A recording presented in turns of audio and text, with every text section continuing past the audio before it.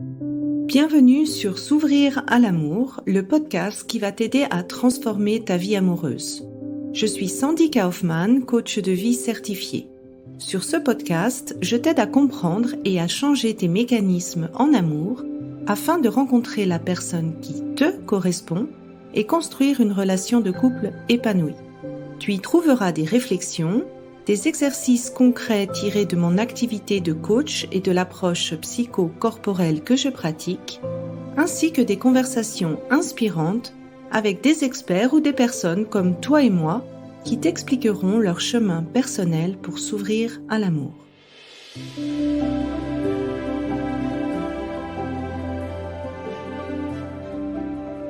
Tu écoutes l'épisode 16, la blessure du rejet, comment elle se manifeste en amour.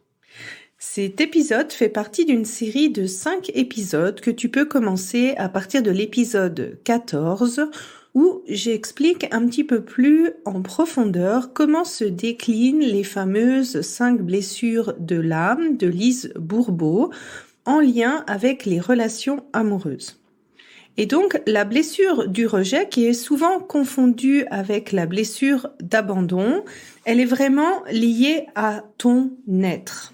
Et donc, quelqu'un qui a cette blessure du rejet pense qu'il n'est pas suffisant, comment il est, pour recevoir l'amour. Donc, le premier cas de figure, c'est par exemple, tu peux penser que ton physique, il n'est pas assez bien pour pouvoir plaire à quelqu'un. Ou bien tu peux penser que tu plais pas ou que tu séduis pas pour une quelque autre raison. Ça peut aussi venir dans tes pensées que tu es trop vieille ou trop jeune pour être en couple. Tu peux aussi penser que ton caractère, il est trop compliqué, que tu es trop émotionnel, enfin que quelque chose, en résumé, cloche chez toi qui fait que tu es incapable d'être aimé comment tu es. Et cette blessure du rejet, elle peut se montrer sous différentes formes. Alors le premier, qui est bien sûr le plus évident, c'est le rejet par tes partenaires. Les personnes qui te plaisent, elles se sont pas intéressées par toi, elles veulent pas forcément commencer une histoire avec toi. Le deuxième cas de figure, qui est un petit peu plus subtil, tu attires des personnes, mais les personnes que tu attires, elles essayent de te changer. Tu pourrais perdre quelques kilos, tu pourrais être plus féminine, tu pourrais être plus ci, tu pourrais être plus ceci. Et le problème, c'est que tu te remets facilement en question parce que au fond de toi, tu crois qu'il y a aussi quelque chose qui cloche en toi, donc tu essaies de t'adapter. Le troisième cas de figure, c'est quand l'amour se pointe, quand ça marche bien, il y a quelque chose au fond de toi qui fait que tu y crois pas. Ton partenaire, il aura beau te prouver son amour, tu ne seras pas entièrement convaincu et tu attends un petit peu tout simplement la fin. Le quatrième cas de figure, c'est quand tu cherches à montrer une image un peu parfaite, un peu en cachant tes défauts, pour un peu éviter que ton partenaire découvre qui tu es vraiment, c'est-à-dire un être humain qui a des blessures, qui a des faiblesses et, soit dit en passant, qui est comme tout le monde. Et cette pression, en fait, elle t'empêche vraiment de te connecter avec ton partenaire. Donc, il y a une espèce de distance un peu intérieure. Également, par peur d'être rejeté, tu évites la prise de risque, c'est-à-dire que tu évites d'entrer en relation avec des partenaires qui t'intéressent vraiment. Tu choisis plutôt la sécurité. La blessure du rejet, elle peut aussi se montrer dans cette impression que tu peux avoir d'auto-saboter tes relations.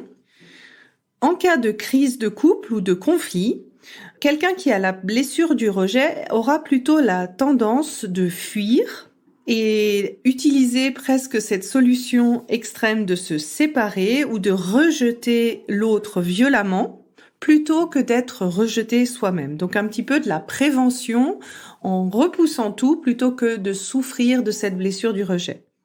Une femme qui a la blessure du rejet peut avoir un conflit avec son image de femme. Cela peut aller même plus loin avec une forme de rejet de son droit d'exister, une difficulté à prendre sa place et à considérer ses propres besoins et limites. C'est une blessure qui arrive souvent quand il y a eu une naissance difficile. Je vais faire bientôt un épisode de podcast à ce sujet.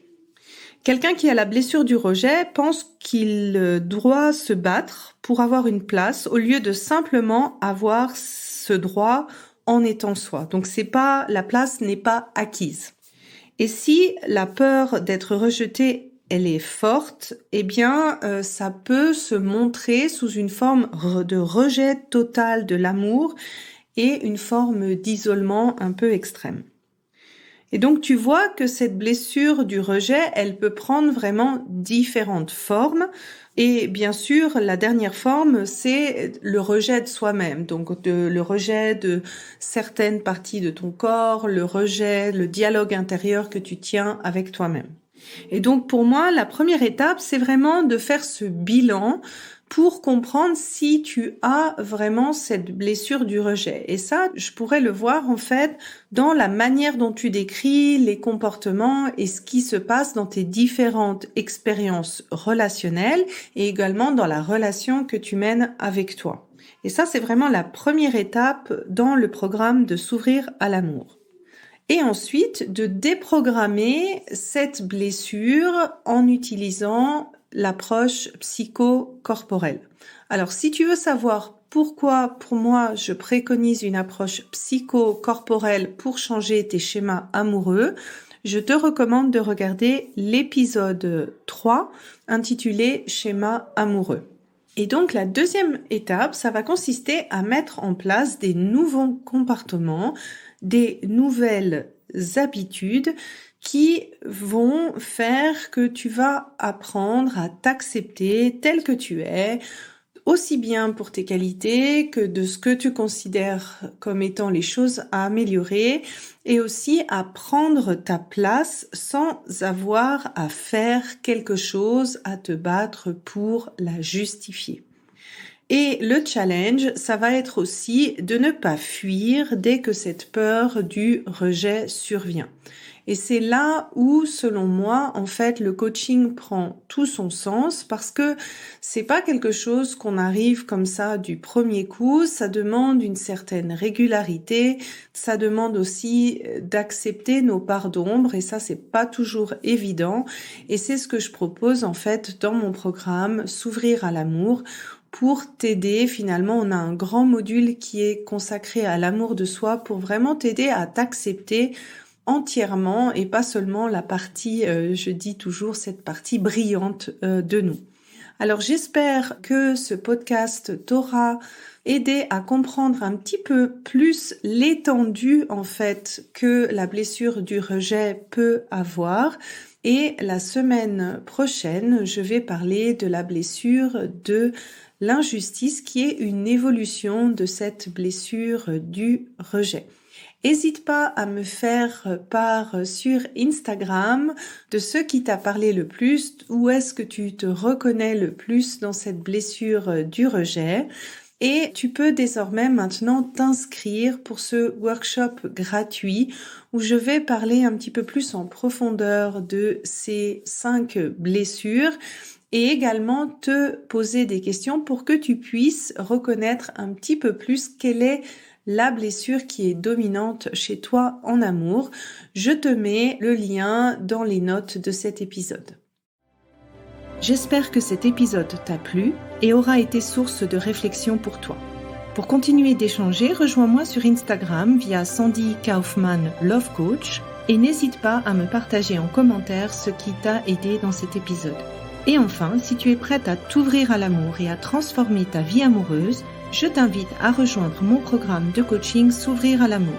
Tous les détails se trouvent sur mon site sandykaufman.ch.